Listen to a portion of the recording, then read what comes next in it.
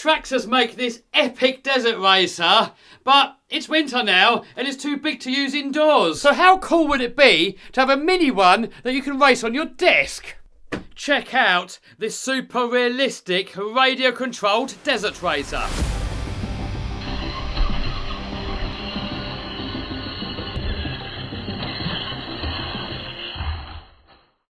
It's got super realistic suspension, just like the real one. The screws are like a millimetre in size. And we have to build it. By the way, congratulations to Mirko for winning the Mini Monster Truck Mega Bundle. Joanne for winning the iPhone 16 Pro Max. I'll let the winner choose what phone he wanted. And Johan opted for the iPhone 16 Pro Max in Desert Titanium. I just bought it from the shop yesterday. It's all sealed up, brand spanking new. I will ship that to you tomorrow. And congratulations to Robert for winning the $7,000 RC car mega bundle. But he actually opted for the $10,000 cash alternative. So that money went straight over into his bank account. If you go over to my raffle page, I'm going to put a link to that down below in the description box. You can see all the previous winners and some of them have uploaded photos. So the next winner could be you. And I've got this epic Max Mega Bundle going on at the moment where the winner is going to get a Mini Max,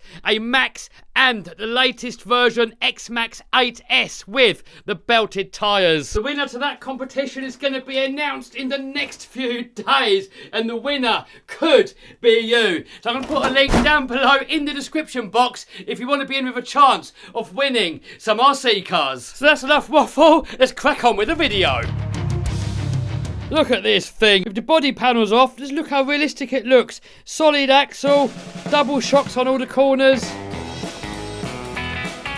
Tiny little parts, we're probably going to need tweezers. Here's the body, and it's actually phone sized. Oh man, look at all that scale detail inside. This is going to take some time to build. I've actually got two of these. My buddy Andy is building the other one, so let's build this one, and then we'll do a little race indoors and see what sort of little mini race we can have. So enough waffle, let's get building. Oh man, this little car's going to be epic. Well, luckily the whole cage is already built.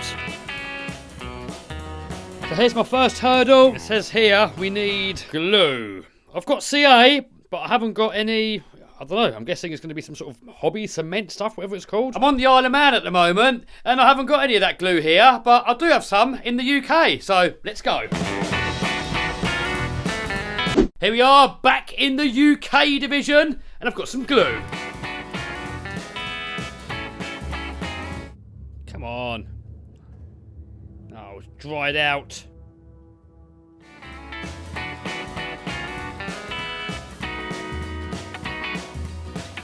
Man, these little parts are so fiddly. This here's a little sticker. I can see my patience not lasting very long with this. Maybe we skip all the detail and just go for the mechanics.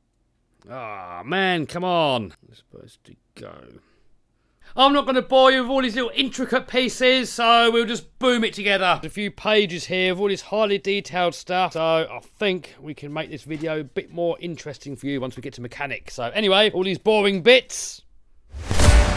Boom! You've got all these tiny little aluminium body panels on there all the way around. It's hard to show how small these are, but literally these screws are like 1 millimetre. Look, there's 1 millimetre. Anyway, next up, bag C and sway bars.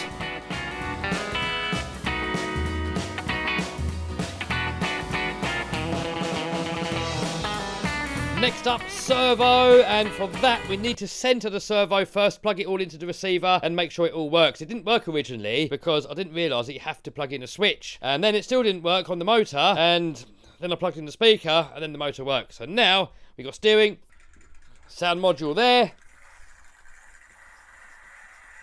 motor working, so that in the middle. Now we can go ahead and fit our servo horn. Man, you need a steady hand and a good eye for this. Guys, this is really fiddly, and with the editing, I'm obviously not showing you all the tiny little fiddly bits, but there is a lot of fiddling going on off of camera. It normally does take about 3 or 4 attempts to get these things to go on, but it is surprisingly a lot easier than I first thought. Oh, damn you.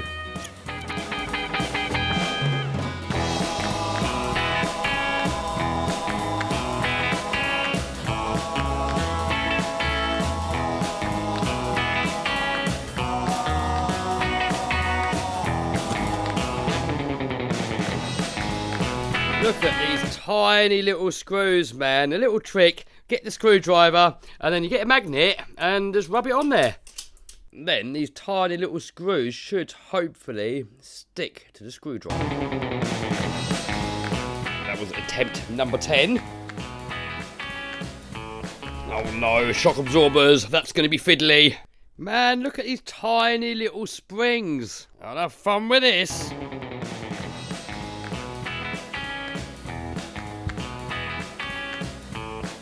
Now another one the same, but external spring.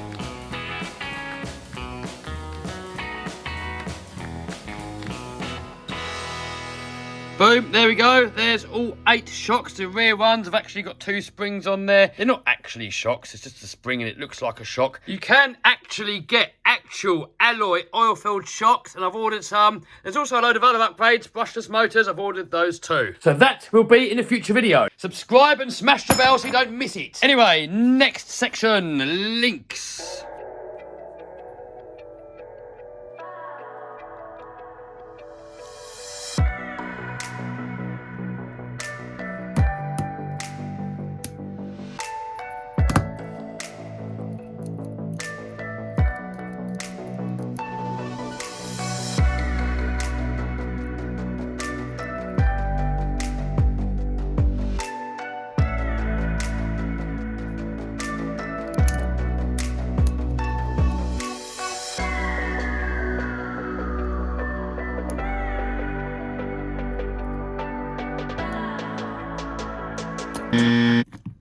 Man, this part here is so fiddly, and with the camera in the way, it's even more fiddly. Can't just push it on because it's going to bend on... Ah, there we go, we're on. Yes, look at it. Got the sway bar on there, the shocks. It's coming together. Next up, we've got to fit the motor to the chassis plate, and luckily, it's got the transmission built in. I saw Andy use some Loctite on his channel. However, I'm not going to because I want to upgrade it to brushless, and I don't want it jamming in and I can't get him out again. Next up, we've got to install these electronics. I saw an Andy... He took the case off for this to give it a bit more room, but I'm going to see if I can get it in without. Here we've got to plug the servo in. Hopefully it's all going to fit in there. These screw holes don't fully line up. And it's not the receiver, because that is in there loose. It must just be made a little bit wrong. You can squeeze it into position, hope for the best. But look at that last screw there. They are out. I've really got to squeeze it together and force that screw in there. Next up, front bumper. And now for the rear axle. Man, look how tiny these little gears are. Man, this is going to be fiddly. We've got to get this tiny little E-clip on this shaft. Please don't fire across the room because I will never find it. It'll be gone forever. Oh, we've done it. We're on. First attempt. Now, you see that tiny little hole there? We have to get a pin in there. Man, how are we going to do that? I do not know. Oh, we got it in. First attempt. How? O-ring over the top to hold it in. That must have been sheer luck. No way that should have been that easy. Look at that. We got it on there. First go. Next up, we've got to get the gears into here in the axle shaft. However, it doesn't show in the instructions which way round this is supposed to go. If you get it the wrong way around, it's going to drive backwards.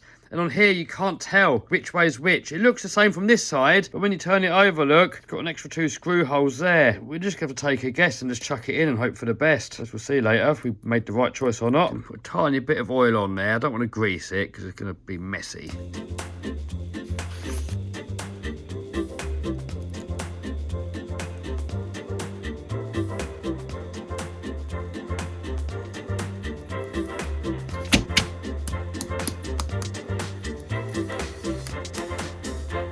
Oh man, look, next up, we've got to do the prop shaft. That looks fiddly. So we've got to get this tiny thing into this tiny thing somehow. Andy said this was very difficult. Oh, that was easy. Don't know what all the fuss was about. Oh man, that was too easy. Next up, we've got some scale accessories to put on there. I'm going to skip past this for now. I want to go ahead and put the wheels on because I'm itching to see if it works. And then we can come back to this later. Andy said these were difficult as well, but I don't believe him. So we've got foams, tyres and wheels. We've got to glue it on with some glue.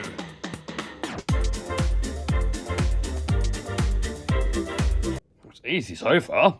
So small and fiddly, it's probably easier just to put some glue on there And then use a little drill bit and you can be a bit more controlled with the amount of glue that goes on. Because if you look around there, I made a bit of a mess of it. Yeah, not too bad. Apparently this side here is going to be harder. Now my technique down, actually, not too bad. So the first one came out slightly messy, but the last one, almost perfect. And next up, we can fit them to the car. Boom! There we go, got them all on there.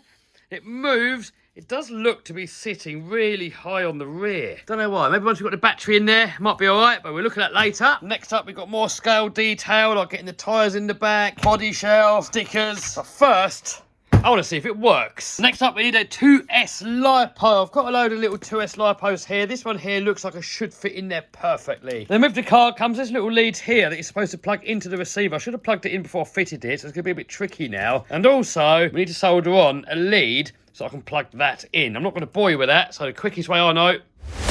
Boom, there we go. We got that all soldered up. That wire plugged in there. Got rid of the switch and soldered the wire together. Got the controller switched on. So now, let's see what happens. The steering. Look at that. Plenty of speed and power. The throttle. Listen to that. Whoa, it's pretty quick. Anyway, don't want to break it just yet. So next up, let's paint the body. And this thing's going to look cool. Look at that, man. A bit high on the back still, but once we start getting some weight in there, I hopefully should bring it down to where it wants to sit. So we're going to paint it with legendary red, and then we're going to put some white under it, because that really makes the red pop. So I'm just going to get some Scotch Brite and just go over the inside of the body a little bit, just to give the paint something to stick to. Next up, degrease it with some brake cleaner. You could use washing up liquid, dish soap for you Americans.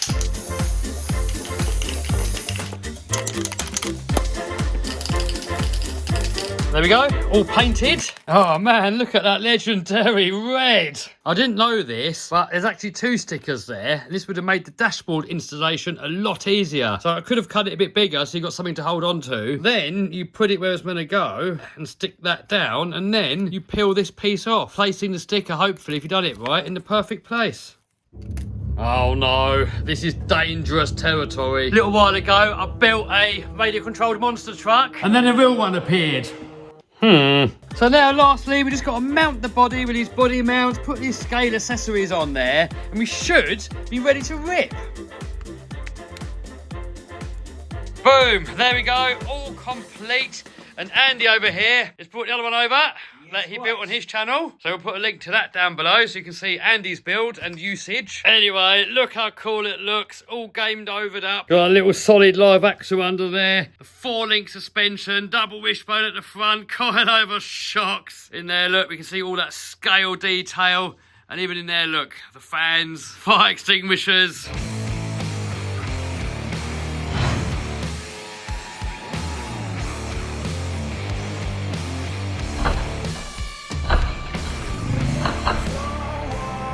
Man, these things look cool. Let me know in the comments, guys. What do you reckon looks get better?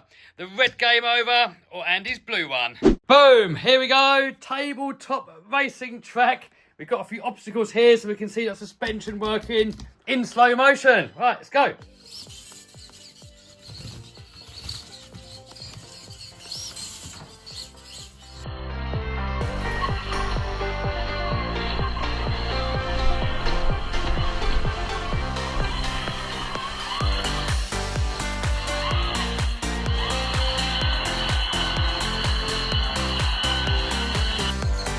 Oh, I think we need a little bit more space on this table. I think we've got to build a track on the floor. On the carpet, they do fall over if you're not careful. It's too grippy. So we're going to build a track with a few slippery bits and you'll see. Andy over here has built some 3D printed ramps. So let's build it. Boom! There we go. There's our little circuit. So start, finish, straight over there, come along there onto a drifty section there. Round here, this is a crossover. So the car goes over the top and another car goes under. Then we come round here onto another drifting pad, over this bridgy thingamajig here, round here, under the underpass, over the jump there, and round to complete the lap. I'm not sponsored by eBay, by the way. But when I first started working for myself online, eBay was my business. So I had boxes and boxes and boxes of eBay tape. Anyway, Andy's having issues. What's the problem, dude? I had issues with this when I was building it, so I think there's something wrong with the servo. Ah. It just keeps getting stuck. Hopefully Andy can sort it. Next up, we're going to have to race the first to complete 2 laps. Ready, steady, go, go, go, go, go. Here we go, the first to complete 2 laps. Oh, I've made my first mistake. Man, these make perfect little indoor racing for winter. And I get ahead again.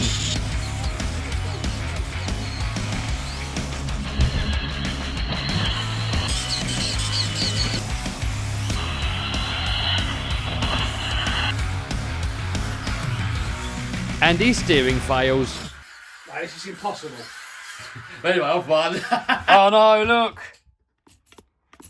Do the same as Andy's one now. The steering's gone all funny. We're going to upgrade it and we're going to run it again. I've got metal geared servo, brushless motor. And don't forget, you can win some of these RC cars, and the X-Max Mega Bundle is about to end in the next few days. So get your tickets now to be in for a chance of winning them. And tickets are just £1. That is just over $1. And all these RC cars could become yours. Oh, and you can also win a massive Game Over Primal truck with the Taylor 71cc engine for £2. Oh, and a rally car for 50p.